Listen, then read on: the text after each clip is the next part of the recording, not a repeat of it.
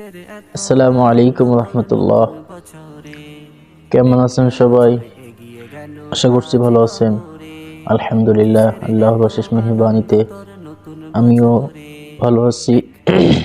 আমরা 2025 সালে পদার্পণ করব।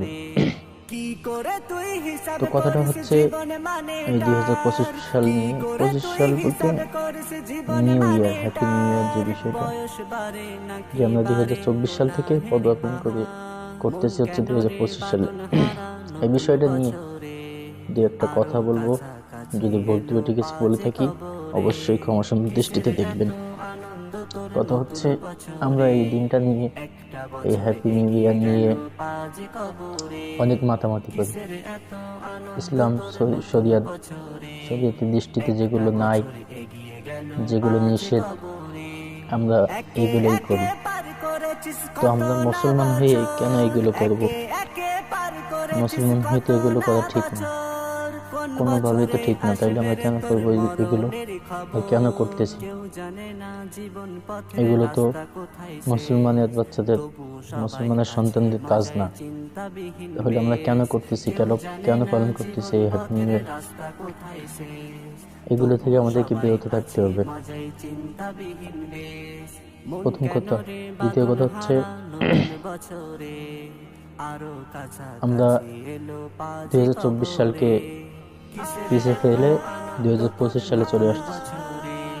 তো আমাদের জীবনের একটা বছর হায়াত কমে যাচ্ছে।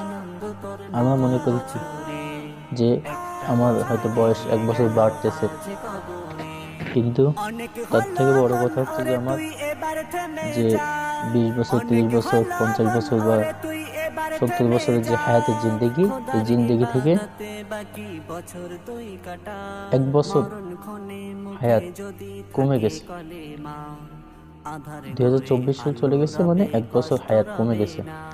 তো আমি 2024 সালে আমার নিজেকে কতটুকু পরিবর্তন করতে পেরেছি, এইটা আজকে এখন ভাবতে হবে যে একটা বছর আমি কি করেছি, কোন পথে ব্যয় করেছি, কতটুকু উন্নতি হয়েছে আমার জীবনে,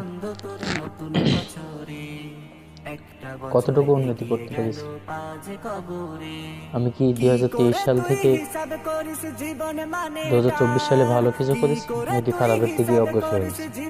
এটা আমাদেরকে এখন চিন্তা করতে হবে।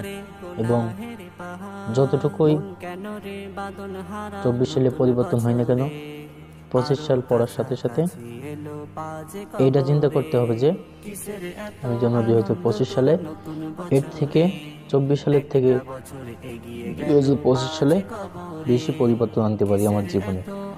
এটা চেষ্টা করতে হবে এবং এই চিন্তা করে আমাদেরকে এগিয়ে যেতে হবে এবং আল্লাহ রাব্বুল আলামিনের কাছে বেশি বেশি দোয়া করতে হবে এবং ইস্তিগফার পাঠ করতে হবে, যাতে পিছনে যে ভুলগুলো আমরা করে এসেছি এই ভুল থেকে আল্লাহ রাব্বুল আলামিন আমাদেরকে মাফ করে দেন এবং সামনের দিনগুলো এই ভুল আমরা যেন না করি, এই ভুলগুলো যেন আমরা না করি, এই জন্য আল্লাহর কাছে বেশি বেশি দোয়া করা এবং পিছনের ভুলের জন্য আল্লাহ রাব্বুল আলামিনের কাছে ইস্তিগফার পাঠ করা। তো একটা বছর আমাদের জীবন থেকে চলে গেছে, সবাই সবার মাঝে ছিলাম, এখনো আছি। হয়তো দেখা যেতে পারে যে 2025 সালে আমরা থাকবো না, অনেকেই থাকবো না। আমি, আপনি, আমাদের বয়স কম, তাই বলে এই না যে 20 বছর, 25 বছরের মানুষ মারা যায় না, এরকম না।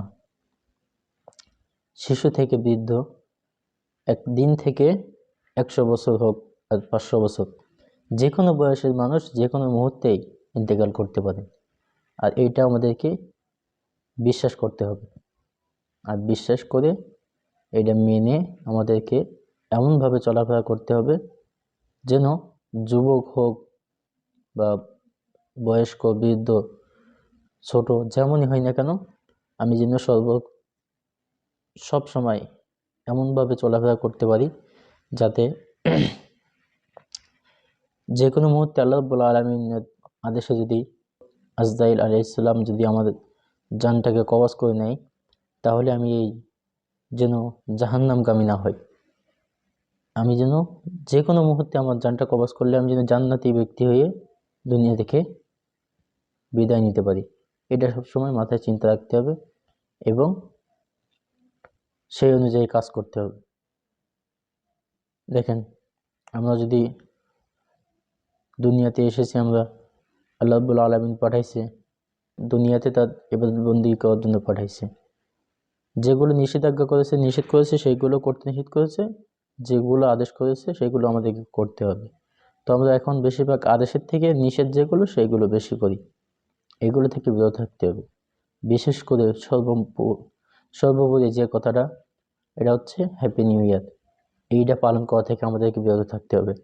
গান বাজনা, দেখেন আজকে এই রাত্রে অনেক হাজার হাজার মানুষ হ্যাপি নিউ ইয়ার পালন করবে, পার্টি করবে, অনুষ্ঠান করবে, কিন্তু তাদের মধ্যে থেকে কয়জন কালকে ফজরের নামাজ আদায় করবে? দেখা যাবে হয়তো যারা এই অনুষ্ঠান গান বাজনা মানে রাত্রে এই অনুষ্ঠান করবে, তারা একজনও হয়তো কালকে ফজরের নামাজ আদায় করবে না। তো প্রথমত গান বাজনা করে গুনাহের কাজ করলাম, দ্বিতীয়ত ফরজ তরক করলাম, ফজরের নামাজটা আদায় করলাম না। তো এতে আমাদের ফায়দা কি? আমরা মুসলমান হয়ে লাভটা কি? আমাদের ফায়দা কি? এখানে কোনো ফায়দা নেই, ক্ষতি ছাড়া। তো এই ক্ষতি, আমাদের নিজেদের ক্ষতি নিজেরাই করতেছি, এটা থেকে বিরত থাকতে হবে। আমি যে আজকে এই গান বাজনা করতেছি, করে যে ঘুমাবো, আমি যে কালকে সকালে সূর্য উদয় দেখতে পাবো, এরকম কোনো নিশ্চয়তা নাই। তো এই জন্য এই খারাপ কাজ থেকে আমাদেরকে বেঁচে থাকতে হবে। সর্বোপরি আল্লাহ রাব্বুল আলামিনের কাছে বেশি বেশি দোয়া করতে হবে, যেন আল্লাহ রাব্বুল আলামিন আমাদের সকলকে খারাপ কাজ থেকে বিরত রেখে বেশি বেশি ভালো কাজ করতে পারি, ভালো কাজ করার মতো তৌফিক দান করেন। এই জন্য আল্লাহ রাব্বুল আলামিনের কাছে বেশি বেশি দোয়া করতে হবে। সবাই সবার জন্য দোয়া করবেন, সবাই সবাইকে ভালোবাসা দিবেন, সাপোর্ট করবেন। এই কথা বলে আজকের ভিডিওটা এখানে শেষ করছি। সবাই ভালো থাকবেন, সুস্থ থাকবেন, এই কামনা করি। ভালো থাকবেন সবাই। আসসালামু আলাইকুম ওয়া রাহমাতুল্লাহ।